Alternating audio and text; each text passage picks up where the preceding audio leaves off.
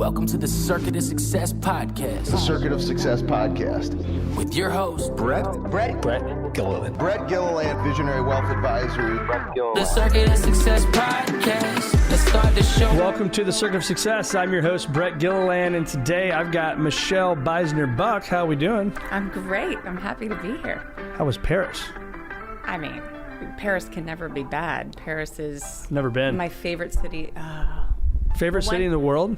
I think so. I mean, I haven't visited all the cities in the world, Brett, but of all the cities that I have visited, that is my favorite. It's a trip that Joe and I, my husband Joe, we do every year. We usually do it right when our football season ends.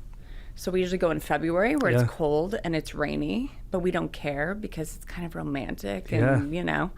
But this year we went in May just because of a lot of reasons. Yeah. And the weather was perfect and it wasn't crowded. It was awesome. It was beautiful. Whenever you go, let me know. Okay. I'll set you up. You'll give us our itinerary. Yes, I will. I love it. I think if I wasn't in the line of work that I do and I didn't have the career that I have, I would have been some sort of a travel agent or something. Maybe that's your next job. Maybe. You never know. Maybe. Well, you are Michelle Beisner-Buck. You are ESPN's lead feature reporter for Monday Night Countdown since 2014, I believe. Yes. That's awesome. I'm the longest tenured member on that show because there have been so many different iterations on that show. Yes. And the only female on that show. I know. Clapping. I mean, can we do that? We're clapping. I think we should. Clapping. Right? I'm clapping. You're clapping. I'm clapping. I will pat my own back for that. The boring question, it's kind of a big question, but I always ask, it's what's made you the woman you are today? That's a loaded question. It is. Has anyone ever said to you, like, I don't know, next? Yeah, no, you can. No, I would never. What's made me, I think, obviously, just the experiences that you go through. I'm not someone that comes from money or anyone that was actually even in this line of work. I guess the closest thing, my uncle was kind of the local sports guy in Minneapolis, and I gravitated towards him a bit. But I have always, since I was a little girl, just been very driven, been very independent, had a very, very strong love for sports and entertainment. I was a dancer growing up and a gymnast. But we as a family were huge sports fans and had season tickets, the very, very What town was this again? I'm sorry. Denver. So I grew up in Colorado. Okay, yep. Yes. Big Broncos fans. Yeah. I mean, the best years, Orange Crush and that's kind of the games that we went to. But when I turned 18-ish, I decided that I wanted to combine my love for dance and for sports, specifically the NFL, and try to be an NFL cheerleader. So I actually auditioned to be a Broncos cheerleader when I was 19. I did not make it the first year that I auditioned. I made it to the finals, but I did not make the team. But the next year I did. And it was like my first year was 1997. So you want to talk about like the best years as like to be a part of that organization with back-to-back Super Bowls and Elway and Davis and McCaffrey and Sharp and the whole group was it was so incredible. Awesome. So I think that the experience that I went through, I think my mother, I think my parents, both, God rest their souls, they both passed away the last 2 years. I'm sorry to hear that. Thank you. It's been a lot. But they both shaped my life in much different ways. Yeah. My mom was always the person that told me I could do anything that I wanted. And I think that my dad kind of drove me to prove everyone wrong. Do you know what I mean? Yeah. Yeah. What's left in the tank, right? Right, yeah. So I'm fortunate. It's great. Yeah, it's always family. The answer is always family. It is, for the right person. Isn't it? Yeah, it's good or bad. I think it just builds your character. Yeah, it shapes kind of your path. Yeah, you're right. I wrote down this for my first kind of question after the question is when I was thinking about your career, doing my research, is reliability and grit. Right, I think, and you said it earlier. You're the only woman on the broadcast team, right? Like, so reliability, we got to show up, we got to freaking be there, even when we don't want to be there. And grit, you got to put up with a lot of stuff, right? A lot of crap, especially being the woman in that all-male dominant sport. So when you hear those two words, reliability and grit, what comes to mind for you? Well, I think since I was a young girl, I've always prided myself on being reliable to anyone and everyone around me. I've always had a very responsible kind of nature about me, and if I say that I'm going to do something, I'm going to do it and give my all. I think reliability is also, especially in this business, being like a consummate good team player. Yep. Although I know plenty of people in this business that have been in the business for years and that are kind of assholes, and they still somehow thrive in this business, and it blows my mind. But I pride myself on those two things. I think reliability, though, I'm veering a little bit, but it'll make sense. I think when you also think about reliability, you have to think about just the reliability in yourself, because especially as a woman in this business, you're not guaranteed that. It is a little bit different. And grit, to your point, I mean, my first big network job was really kind of in like the real thick of the good old boys club. It was before the Me Too stuff, but so many things I heard and experienced, and you have to have kind of grit to get through all that, and the reliability in yourself to push through that. Yep. So yeah, I Then the crappy part of that, though, is like you just kind of had to turn the page on that because you wanted to keep climbing the ranks. But I think it's just not. I just don't think everyone can do that. I think that that's my point. Yeah. Right. Yes, which is interesting because it does affect you years down the road. Right. I remember when Joe and I were watching the morning show. Did you watch that show? Oh, yeah. Have you watched it? Yeah.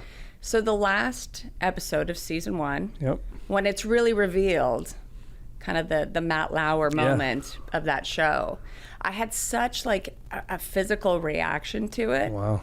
Of just all this shit that I had been like just pressing down, and it all came out in such an emotional way of such like vulnerability, and I mean just sobbing. And Joe turned to me and he said, I guess I just don't, because he's never had, Sure. He deals with a whole different set of stuff, but he will never really get what it's like, I guess, to kind of grow up. I'm old, right? I've been in this business for like 25 years. Yeah. And when you start your career kind of in the thick of that, you've got to have really tough skin. Yeah. You've got to have really thick skin and a tough exterior and the ability to like build your own walls and just push through. And that, that goes back to, I think, family and how... That's what I was going to say. What was your out there? Like to get that off your chest? Was it a parent? Was it friends? What was that?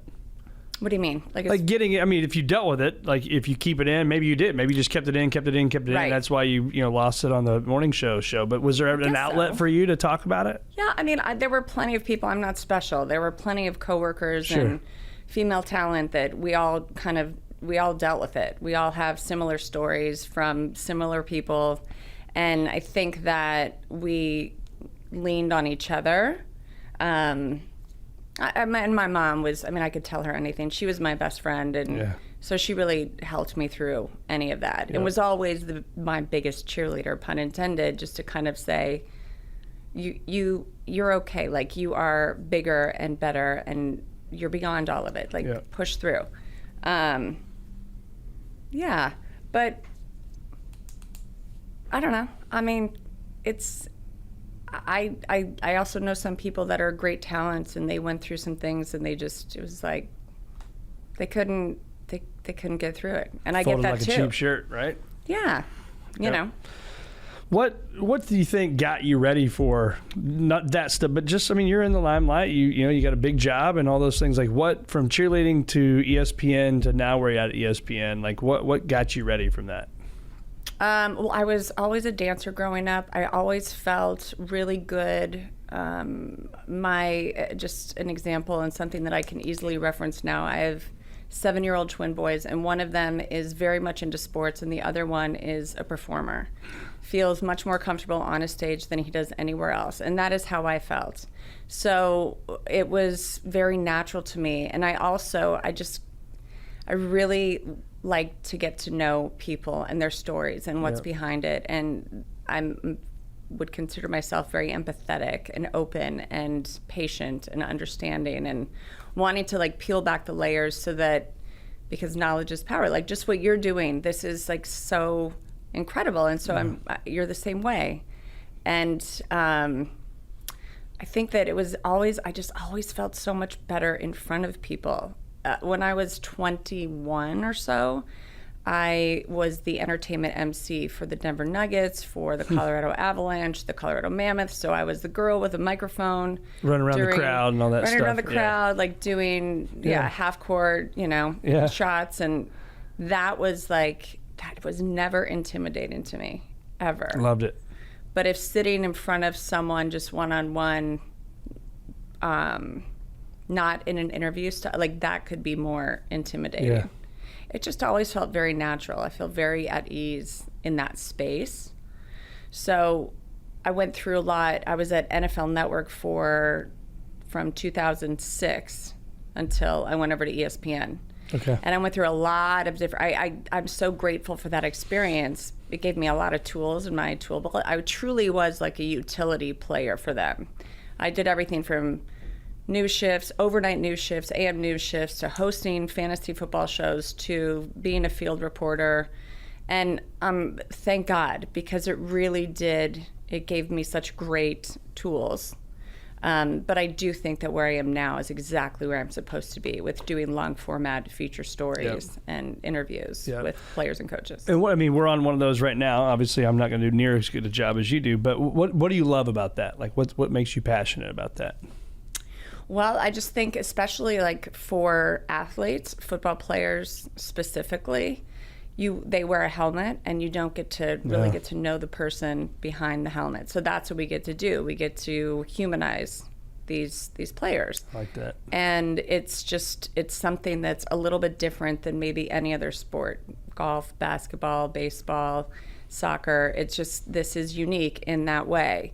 So if I'm doing an interview with anyone, CJ Stroud, let's just say, and he says, "Oh, I love chocolate ice cream," and some little kid watching is like, "Oh my God, I love chocolate ice cream too. CJ Stroud is my new favorite player."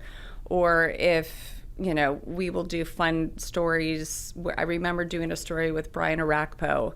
He loved baking cupcakes. Like that was his passion. So we did like this whole segment about, and we baked, and it was awesome. And then you do much more serious features, but you get to know someone. Yep. And if you're lucky enough, because if you're smart enough and you just listen to what they're saying, then they will actually tell you who they are. And that, to me, if somebody can feel comfortable enough with you in front of you to tell you who they are, that's the biggest gift and the most gratifying feeling. Yeah. It's much more gratifying, and I did it for so many years, so I can just say this. It's much more gratifying than doing a 60-second hit every hour at the top of the hour from 5 a.m. till 5 p.m. on a Sunday. Here's what happened. Although I love that too, but this is just different. Yeah. I think about it from our wealth management firm. That's my normal day job, and obviously we're not on TV doing it, but we're talking to a client in the office, and I would say it's like Pandora's box, and I've got a key, and if we can get that thing to open up, and they're like, tear up, and they're like, more about me than anybody in our family. Like, that's a true wealth management person, right? That's your family. That's your guy. And that's what I think I like about this too, is that I can sit down with somebody like you and share with the world to help the world become a better place, right? That's what you're trying to do through football, right? Yeah, I just think that's what you're trying to do through what you're doing too. Yeah. I mean, you want people to know people. Yeah. And sadly, especially now with social media and just the way that the world is, it's different. And it has its challenges, I mean, there was a time not too long ago when the thought of a viewer being able to sit and watch a 4-minute feature, it wouldn't work. Like, the attention span, it's not going to be there. And I think that we've done a really good job to like adjust to moving the features along in production in different ways. Yep. That's not so much of a threat anymore. But I just think that storytelling is so important. And getting to know someone is so important because if you don't take the time, then you can't understand. Yep. If you can't understand, then we find ourselves in a real shit situation. Yeah. I call it my weekly therapy. Yeah, well, no doubt. Right? So good. Yeah. Cathartic, therapeutic, absolutely. Talk to the mom, listen to this, which I'm proud of this. 40% of the people that listen to this show are women, 60% are men, nice. Which I think is cool. So talk to the mom out there that is grinding, working, whether that's at home, whether that's at a job, whether that's whatever, right? Maybe they're helping a parent, but they also want to do stuff for them. They want to do stuff for their family, and they want to be a great mom.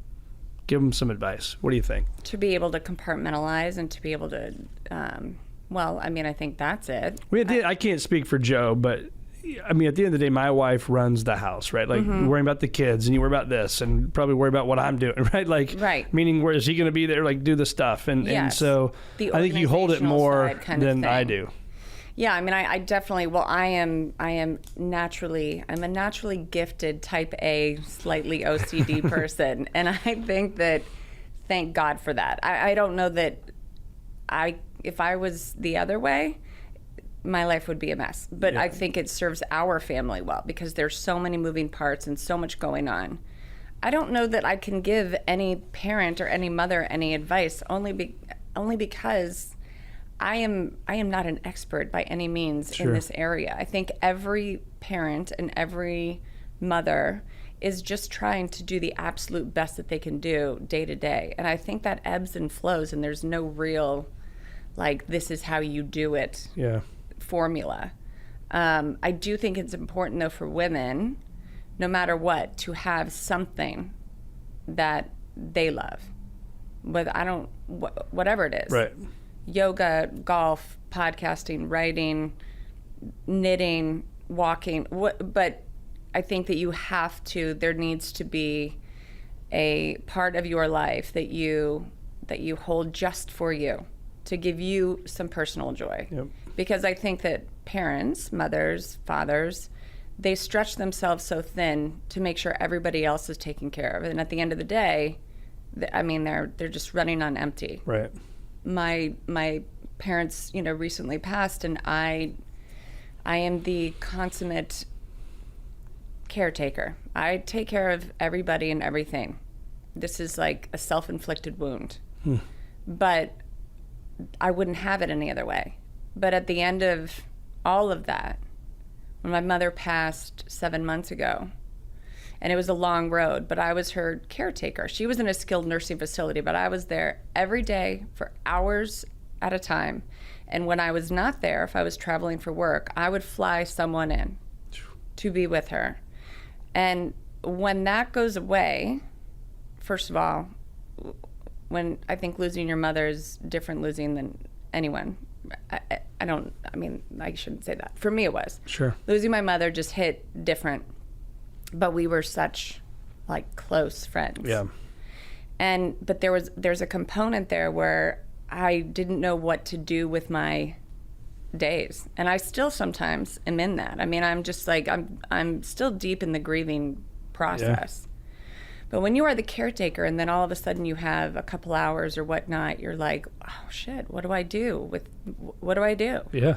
All I knew was to get her meds refilled and talk to the nurses and go sit with her, and and so it's different now. I think I'm learning it's so incredibly important for women and men to find what brings them personal joy and not to feel bad about focusing on that for, I don't care if it's 20 minutes a day. Yeah. Do something. I find that it's funny you say that, and whether through the grieving process or you're a Type A hard charger, it's like, even for me, like something as silly as sitting in the sauna for 25 minutes, as much as I love it, there's the time where I'm like, oh my God, I gotta be doing this. I gotta be doing it. Do you struggle with that at all?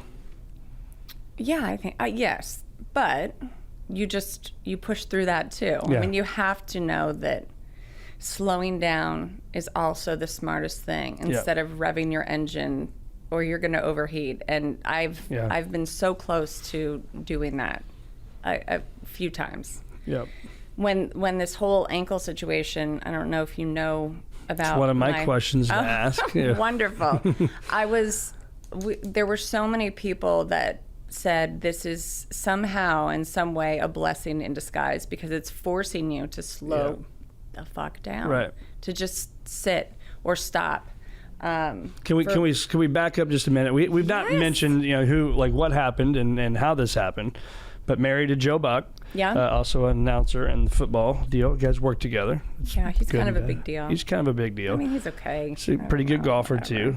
But your broken ankle has something to do with the broken ankle. So tell us more about what happened. Okay, here we go. I'm going to set the stage very well. Sorry, Joe. I know. We love you, Joe. We're not trying to pile on you. And I've never made him feel guilty about this, not once, because it was such a freak thing.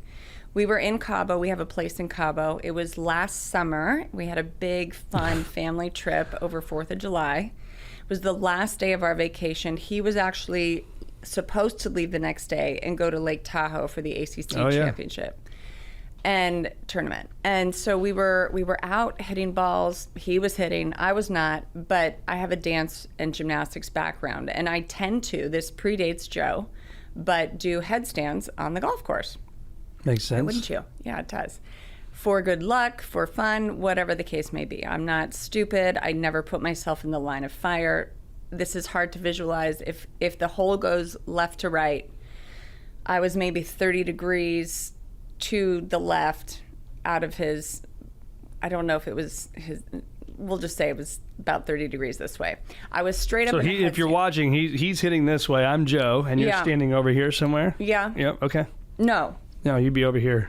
I'd be over there. Okay. Yes, but this way. A little bit further this way, yes. Yep. And so I don't know if that's right, but he fired off his driver, and the second that he fired off his driver, I went into the splits in my headstand. And it was, Brett, it was like God or the universe just guided this ball directly into my ankle bone, and my foot just went And I've never experienced fight or flight before, like really truly, where the insides of your body feel like they're going to erupt and you're sweating profusely and you're crying, but there's not really tears coming out, but you are hyperventilating and just losing your mind. It was the most unexplainable, excruciating pain that I've ever felt. Have you seen the movie Misery? I'm not. Oh, well, damn it. I need to watch it then. You do.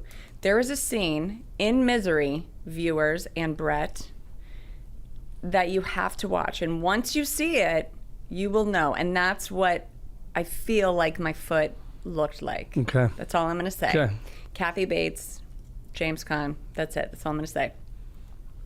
So the good thing about where we have our place in Cabo is that there's a concierge doctor on staff. So we called immediately. They were over to our place within minutes. I got an IV in, but my foot was just ballooning, and we knew that something awful had just happened. We went to the hospital in Cabo, which, by the way, I highly recommend. It was high-end hospitals in Cabo. It was clean. It was efficient. It was empty. We were in and out of there in 2 hours. We got an MRI, X-rays, examined, diagnosed, wrapped, meds, boom, boom, boom, boom, boom. I mean, you do have to self-pay it. It's not super cheap, but it was incredible. Yeah. Fly home, go see the orthopedic surgeon who's one of the surgeons for the St. Louis Blues in St. Louis City. He looks at my foot and says, literally, truly, I see these kind of I see ankle injuries every day. I've never seen a break like this. It was a shatter and impact break down to my joint. And because it was so shattered, we couldn't do surgery. I had all these floating bones everywhere. So for 8 weeks, I had a hard cast on, but every week I had to go in, get the cast off, get new x-rays, make sure my bones were aligning. Once those were kind of aligned, then we had to address the other, like the cherry on top. The velocity of his drive so severely damaged my tibial and peroneal nerves that I had to do nerve compression surgery. And that, to this day, I have physical therapy tomorrow. Shout out Matthew Foster. He's incredible. But I am still dealing with the nerve pain. Nerve pain is a very slow-moving train. And I mean, I'll get there, but everyone from my orthosurgeon to my PT specialist that specializes in nerve injuries to my pain management doc, they're like, this is like an 18-month recovery process. Wow. But it was just the freakiest, craziest thing ever. Well, sorry, Joe, again, that story was told. But the good news for his golf game is it probably was hit so hard because he hits it so far that's why it happened. Can we say that or not? Sure, yeah, we can throw him that just bone. A little right. It was just a little off to the right. Exactly. But to the point to that story is it made you slow down. It forced me to slow down. Yeah. I didn't like it, though, at all. But it did. I mean, I didn't have any other choice. Yeah. But to kind of sit and be still, and my mom was still very, very sick and in the hospital and in and out of the hospital and in hospice. And I felt, you almost feel then helpless because, and also it's my right foot, so I couldn't drive. Oh, yeah. So it was interesting. Yeah. But it did teach me the importance of kind of taking that time. I like that. To slow your ass down. Got to find the good in something bad, don't we? Yes, you do. What about the roommate? I call it the roommate upstairs that we all have in our head between our two ears. That dangerous spot of thinking. It can be good. It can be bad. Oh, like the negative self-talk? Yeah, exactly. Negative self-talk. You're thinking. How is that for you on a daily basis? We all go in ebb and flow probably. But if you are in a negative self-defeating thinking stage, how do you get out of it and what do you do? I have tried so hard to navigate and manage that. I have tried to sit and meditate. I'm not very good at. It's hard for, as much as I say you should slow your ass down. It's very difficult. And when those thoughts creep in, I usually talk to Joe or talk to like a friend that's in the business or somebody that I really trust. I think so I'm going through personal therapy right now, which I haven't done in a very, very long time, but I've had kind of so much loss over the last few years. And then combined with my ankle, and there's like a real, in fact, just yesterday I was in a session and Joe was like the first person that really made me feel safe. My dad, I longed for us to be closer than we were, although we had a really lovely relationship towards the end of his life, which I'm so grateful for. Mm-hmm. But I never really felt safe in any of my other relationships, and I've never really felt that safe in my career. I've had, I think with like anyone, if you get any sort of negative feedback from a boss or even on social media, like that shit creeps in your head when it shouldn't. And I mean, Joe will tell you because Joe gets a lot of like social media. He takes a lot of hits that way. She does. And it is not justified. It's silly, but you also have to realize where it's coming from. It's not coming from somebody that's trying, right, exactly. A blind man with thumbs, like a blind deaf man with thumbs. That's where it's all coming from. Or from jealousy or from just being an asshole. Yep. And so you have to kind of lean into the people that you trust and that you love and just try to get over it. But I'm really hard on myself. If I lead into a piece or if I do anything on air and there's a slight delay in what I'm trying to deliver, if it's not perfect, if the cadence is not what it should be, if I mess up a word or the pronunciation is not right, I really used to beat myself up about that, but that was also during a time when you had to be extraordinarily buttoned up. 2000, I used to do open wheel auto racing for the Champ Car World Series, which was so interesting how that happened. But from that to NFL Network, I mean, there was no room for mistakes, right? It's not like what television is today, where it's a lot more personality driven and you have the freedom to just talk. So I'm much better about doing that, just relaxing and being human. If you make a mistake, who cares? You're human. Like, it's not a big deal. That's right. But I think, especially in the business that I'm in, like there's just you feel like there's a standard that you have to live up to or exceed, which is silly. It's tough. Yeah. I think too, once you realize, I think it's as we get older and more successful in our careers, but I remember as a young financial advisor, I would, this person was successful and I'd see them talk that way or dress that way. And it's like, well, I need to do that. And it's like, I think once I cut loose of like, who gives a shit and kind of the 0 F's given on that stuff, it's like now I can move on. And I think that's actually helps. But I think it takes a little bit of time going through that before you're aware. Would you agree with that? I think so. I think the longer that you're in something, just like you with wealth management and me in a broadcasting career, the longer that you're in it, the more that you basically, you decide not to believe more so in yourself and not really care what other people say. Yeah. And even when you don't feel validated or valued or respected or included, because all that stuff happens too, there's also just at the end of the day, it's like, I have this job for a reason. I know what my beliefs are, what my morals are, like what my gold standard is, and that's all I can do is just that. Yep. So at the end of the day, like, you just gotta kind of let it go. Right. I had a business coach. It's a lot to carry, man. It is. I had a business coach years ago, and he said, so Florida, what do you think of Florida? The Sunshine State, right? There's 335 days a year. There's sun. But if you went to Florida the first time and for a week and it rained every day, what would you think of Florida? You're like, well, this place sucks, right? And it's like, well, that can be like your life. You could have a week of rain, but at the end of the day, you're going to have 335 days of sunshine in a year. When are you going to start betting on yourself? Right. I'm like, whew. Yes. That hit me like a ton of bricks because I'm like, yeah, you're right. Because sometimes we focus on the bad thing. It didn't say it right. I didn't do this, right? Mm-hmm. It's hard to get over that. Yeah. Don't you think? Yeah, absolutely. I mean, but again, I think that comes with time, and that comes with enough, I guess, just life that you've been through to be able to get to that point where you can be okay with yourself and be more accepting of yourself. Yeah. Still got to trust it. What would I find if we followed you around with our friend Jeff over here, which would be weird if we followed you around everywhere. We'd probably get in trouble. But if we did, what habits and rituals will we find that are no miss items for you? Well, I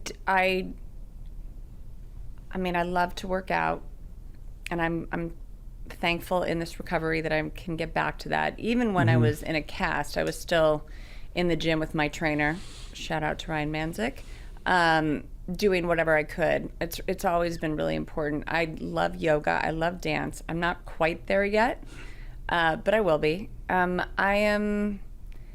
love the theater. I wouldn't call myself a foodie, but I love to dine out. I also love to cook. I think I'm trying to be a better reader. I'll let you know how that goes. I read so much for work, clips and everything, but I don't sit and read. What are you trying to read? For pleasure. I'm trying to read The Silent Patient right now. Okay, I don't know that. Yeah.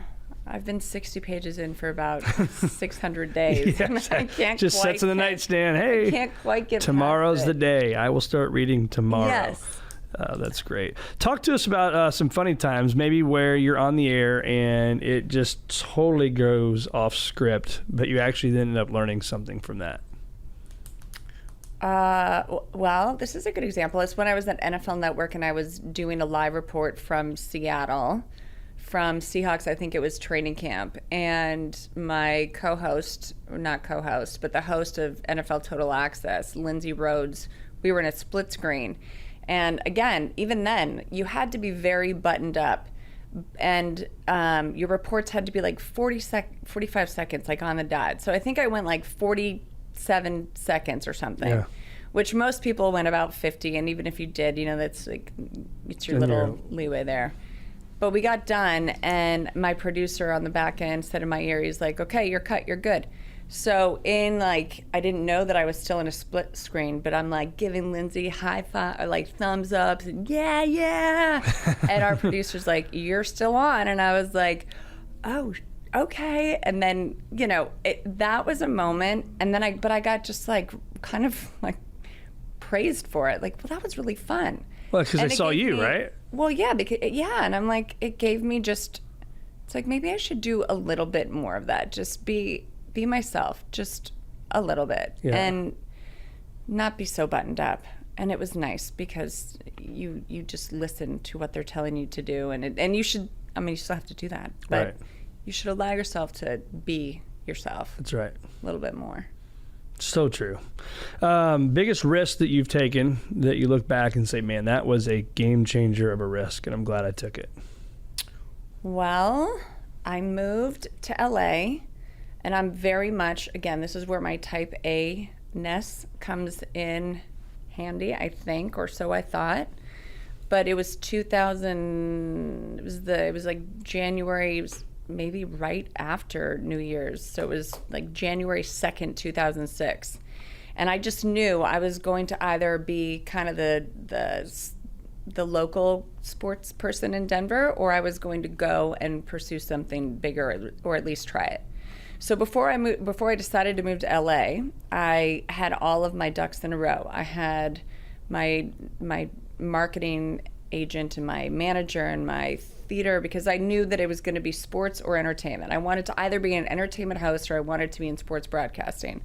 And my degree was in communications with an emphasis on journalism, with a minor in theater. So I knew what I was doing. So I moved. Back then Craigslist was a really big deal. And I kind of got rid of everything in my apartment, and I had arranged it so that I could just lease an apartment in West Hollywood during pilot season. So I could really kind of get my bearings and figure out where I wanted to live. I'd saved up, which to me was quite a bit of money, like $25,000, and I was 25, and so I drove out with a little like redheaded stepchild on the back of my car, which was a tiny little U-Haul with just my clothes and most precious little belongings in it, and two of my best friends, and we drove to LA. And we showed up so I got this apartment, and I gave the guy I think I had to give him $5,000 or whatever, and then he sent you a key. Like, that's how, like, I don't know, it's Craigslist. It made sense. And we showed up to West Hollywood and to the address, and we parked the car, and I walked up, and I'm looking for apartment number 3575. And there's no 3575, and I'm looking at the address, and we're at the right address, and this guy walks down the stairs, and I said, excuse me, do you know where apartment 3575 is? And he said, oh no, not you too. He said, yesterday 3 girls showed up also looking for this apartment. He's like, you got scammed. Oh no. And so we called this, the guy and his phone was obviously disconnected. We went to the police station, and they told us it was a landlord and tenant dispute. It was, so in that moment, man. I remember I found a place to live that was fully furnished, but you had to rent for 3 months. And they needed all the money up front. So I had to give $15,000. So I'm really now... After just get taken. Right. And I Zero remember trust. my friends like saying, you don't have to do this. You don't have to be out here. Like, you can go back to Denver and you'll have a great career. Right. And I said, no, I'm good.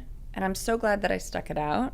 It was a huge risk with great reward, but I bet on myself, and I was relying upon myself and my dreams and my goals, and I didn't stray from that, and it was good. And so at that time, I was a pit reporter for the Champ Car World Series, and I was doing I was auditioning for shitty little commercials, and then I got a meeting with NFL Network and started the fall of 2006 there.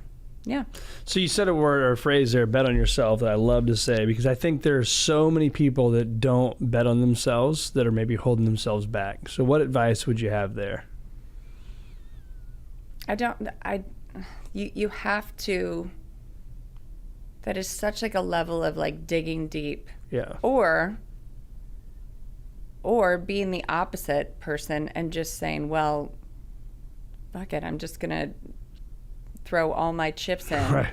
and having like that personality of like, well, I don't care if it doesn't work out, I'll figure it out. I'm not that way. Like, I just over-prepared, overly like set myself up for success, but I still had to bet on myself. When I got this interview at NFL Network, I mean, I had great contacts within the Broncos organization, which helped me get that interview. But, I remember this person saying, like, I can open the door for you, but you've got to keep yourself in it. And I'm like, well, yeah, obviously. I mean, this is my jam. This is my jam. And I think that that's a deeply personal, it's hard to do, but there's got to be some kind of belief within you. Yep.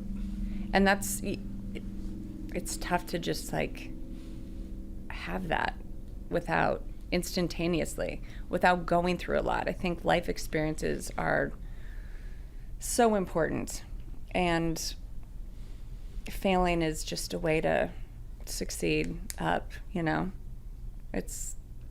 I have been turned down. I remember so many auditions that I went on. I remember one audition that I went on for, I think, the Yes Network in New York. And it was like a baseball something host. And I very stupidly, I think I was 20. And I very stupidly said, oh, his 300 era or whatever. And they're like, that's great. Audition is over. And I'm like, right. I mean, I know it's ERA or whatever, you know, and they're like, no, you're good. Like, we're good. And I remember then auditioning, you know, I mean, but I never said no to anything. I always said, yeah, I'll try it. And if it doesn't work out for me, well, that's another like tool in my tool belt.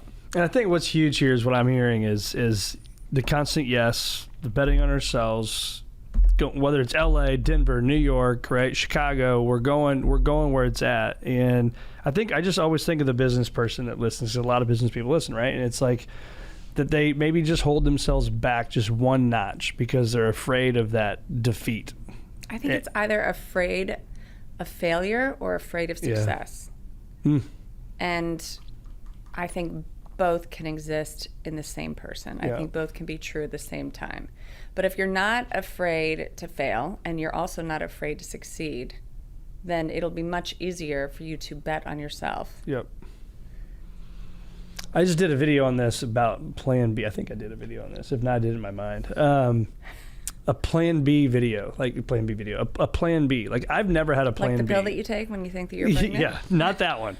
Not that one.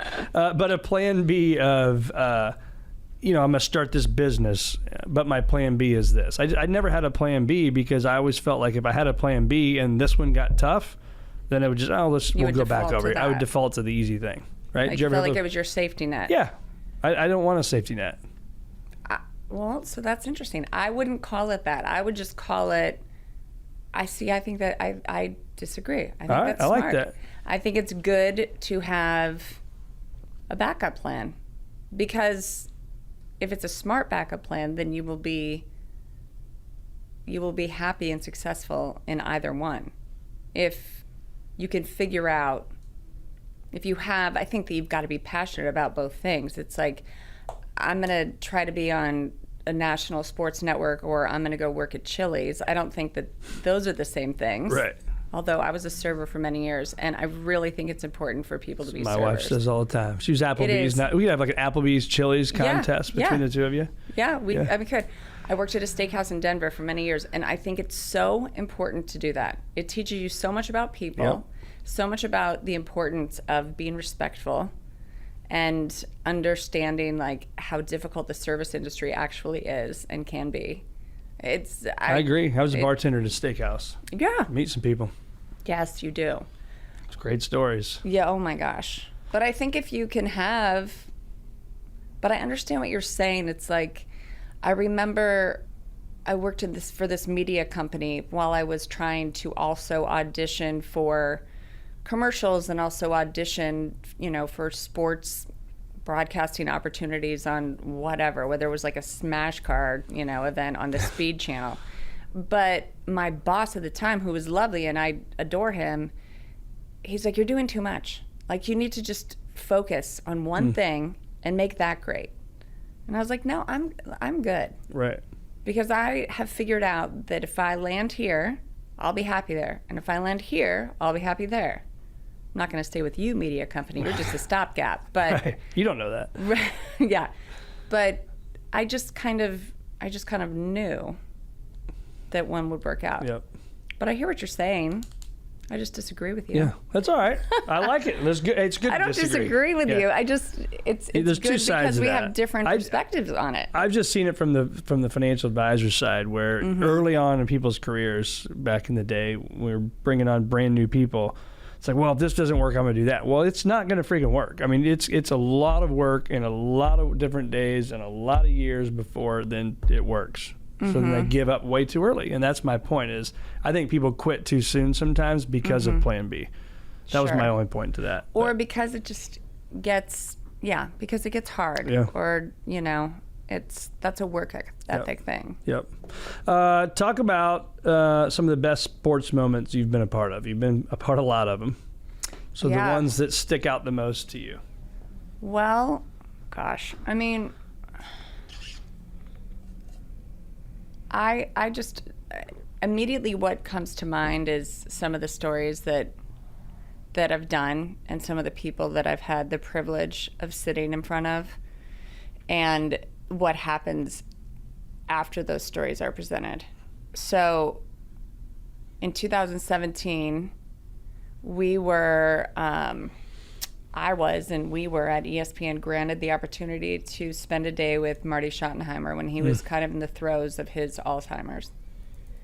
And his wife, who is just incredibly lovely, was with us all day as well. And I would ask Marty, and in fact, I asked him about specific plays. I asked him about the drive in 1989 and against the Broncos, and he started to talk about it, and then it would immediately go back to his paper route when he was a kid. And his wife said, now, Marty, they're asking you about the Browns in 1989.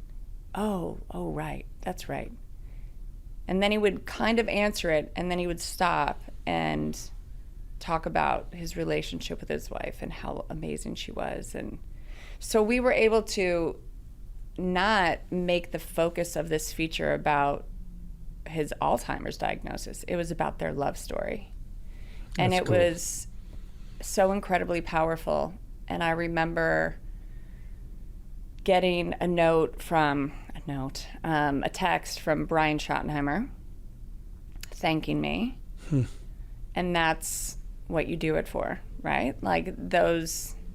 So it's not really like, I've been to plenty of Super Bowls. I've been at big games and seen incredibly prolific like sports moments, but it is like the stuff that comes after that is really it's cool. The sports. That's the impact. Right. Yeah. And now we are working on this summer doing kind of a full circle piece with Brian now that he's the head coach of the Cowboys. He said something in his presser, and I think his opening remarks to that opening presser, that his dad never wanted him to be a head coach because of the pressure, the responsibility, the time away, all the things. And so I reached out to him. Here he is, the Cowboys. Yeah, right. So we reached out and I said, would you be interested? And he said, with you, absolutely. And that's the greatest. It's worth it right there. That's it. Yeah. That's it. That's all that matters. And, there's probably 10 stories over my 10 years, 12 maybe, that have had such an impact on my heart and theirs. Like that's awesome. what it's about. Good for you. Thank That's you, awesome. buddy. Thank you. Talk about the on-field interview type stuff. I mean, how many of those have you been a part of, you think? Oh my God. Well, when I, pre-game, post-game, when I was a field reporter at NFL Network, I mean, that's really what you did. It was like going into the locker room post-game, doing the locker room scrum where you're interviewing all the players and with the local media and whatnot, and you're just trying to get one soundbite so that you can just build a package and feed it in so it can air like on late night Total Access or Sports Center or something like that. I mean, I've done too many to count, that's for sure. What's the craziness of that? Game's over. The locker room or even on the field. Did you do the on the field ones with the you got to find the quarterback or whatever right after the game and there's 1,000 people on the field? Like, what's that even like? Awesome. I love it. I love the live stuff. I mean, I tried to be a studio host for a while. Yep. I wasn't very good at it. I was fine at it, but I like being in the action. I like the adrenaline rush of like chasing the quarterback or the running back or whoever you've got, and it's. And they tell you in your ear, you're going to interview this person right. and go find them. It's like, go, run, go. It's really, really cool. Yeah. That's got to be a and rush. Then you've got 30 seconds and you've got like kind of a 3 and out thing if you're lucky. Yeah. Usually 2. And do they tell you the questions to ask? Like, No. So you just got to come up with that on your own. So we usually, like, how it would work is in the press box in the fourth quarter, depending on what's happening, you put together your top 3 wish list, you hand that to the PR directors, and then you build your questions around that. So you've got just kind of a few minutes to figure that out. But it's pretty... and somehow you'll give it to them, and then they'll say, hey, you're going to get, whoever. Right. And they're going to meet you at the 50-yard line. If I want Patrick Mahomes, but if he's my 1 and Travis is 2, and, it's usually because we were the network game, but we were national network, ESPN and NFL Network, but we weren't the main like we weren't Fox or CBS or NBC, so they would always get the 1. We would usually get like the 2. Got it. Sometimes we would. But if it's Monday Night Football, you're getting the 1. Oh yeah. Yeah, you're getting. Yeah. Well, I'm not. Lisa Salters is. Well, but you know yes. what I mean. Yeah, but Yes. ESPN's getting the main one because they're the ESPN's getting the main one. person. Mm-hmm. They're the main person. Yeah, Yep. that's awesome. Talk about working with your husband. Well, it's great. It's crazy because when we first got together, he was at Fox. So this was 2013, and he was at Fox, and he was doing everything at Fox. Yeah, baseball, he was doing football. baseball, football, the Thursday night games, golf, and that was. I will say I do miss him doing the World Series. I know. Something about it. No, I know. He hears that all the 24, time. something like that of them in a row. Oh, you did it, yeah, 20, yeah. And he went back this year. He did the Yankees opener. That's right. And it was so fun for him. But every time I ask him, like, do you miss it? Do you want to go back to doing regular baseball? No. And I get it. Right. So when you have that schedule, like that schedule was totally fine when it was just us. But then when we had our boys, it's like, holy shit. Yeah. I'm traveling during the season and doing my interviews for my stories, coming back, editing those, and then traveling to the game and wrapping those. So I'm gone 4 days a week, 5 days a week during the season. And he's gone, October used to be a beast. I would see him like 2 days out of the month. It was crazy. So it's April through October. Right. Yeah. So when he got this opportunity to come over and get paid more and work less, I don't know, it sounds pretty good. Let me think about 15 or 16 Monday nights. Yeah. And it's been great. It's because we work together, but we don't, right? Yeah, right. I do the pregame show, he does the games. When I'm done, I go back to the hotel so I can hear him call the game. Yep. And then I meet him at the airport and we go home. Go home. But it's really that's cool. It's really cool. Be different if you had to talk in one Right. of you tell each other what to do, right? Yeah, I think that I don't know if we could do that, Right. quite honestly.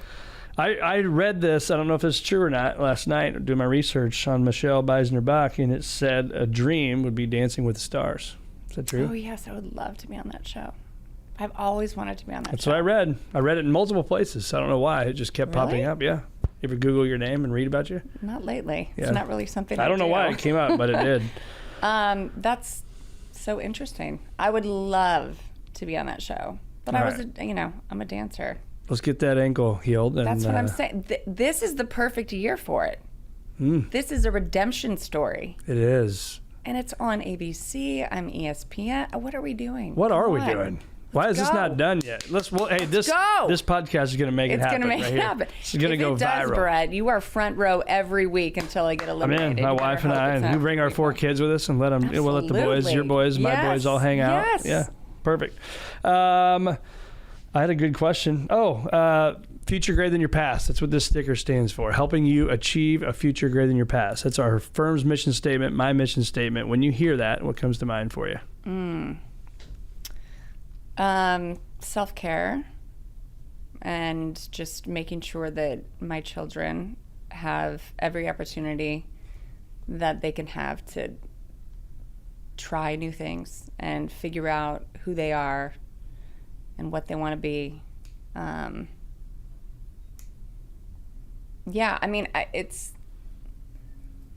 I don't know. I have, Dancing with the Stars. Hello. That's like That's a future greater than your past. Yeah. I don't know. My past has been really good. I have a lot of great things that have happened in my past. I've had a lot of things that haven't been so great, but it's shaped me. Yep.